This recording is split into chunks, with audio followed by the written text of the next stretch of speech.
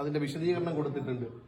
I കുഫ ലിസാനക വഹ്ബിസ്ഹു വഹ്ഫൽഹു അൻ ഖൗലി കുല്ലി ശർ.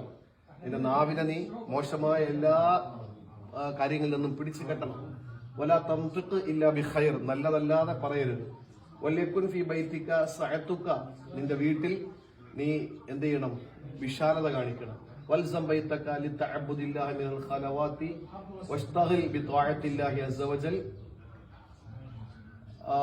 വഅതസിൽ അൻ ഫീ ബൈതിക അനിൽ ഫിതൻ വന്ദബ. അതാ വീട്ടിൽ നിന്ന് ഈ വിശാലത കാണിക്കാതെ പറഞ്ഞാൽ ഇബാദത്തിന് സൗകര്യം ചെയ്തു കൊടുക്കണം, അവർക്ക് ചെലവിന് കൊടുക്കുന്നത് ഏത് വിഷയത്തിലും അവർക്ക് ഒരു കുറവ് വരുത്തരുത് എന്നുള്ളതാണ്, പ്രത്യേകിച്ച് ഇബാദത്തിന്റെ വിഷയത്തിൽ.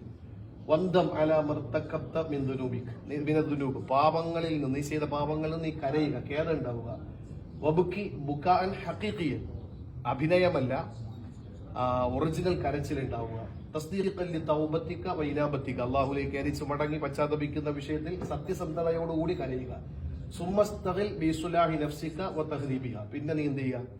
നിന്റെ നഫ്സിനെ നീ നന്നാക്കുന്ന വിഷയത്തിൽ വ്യാപൃതനാവുക എന്ന് ആ ഹദീസാണ് എഴുതി വെച്ചിരിക്കുന്നത്. അത് നമുക്ക് ഹൃദയം കൊണ്ടാണ് വായിക്കാൻ കഴിയുക. കാരണം നിബിധങ്ങളിൽ നിന്ന് നേരിട്ട് കേട്ട ആ സഹാബി വര്യന്റെ മുന്നിലാണ് നമ്മളുള്ളത്. അള്ളാഹു അവരുടെ ദറജ ഉയർത്തി കൊടുക്കുമാറാവട്ടെ.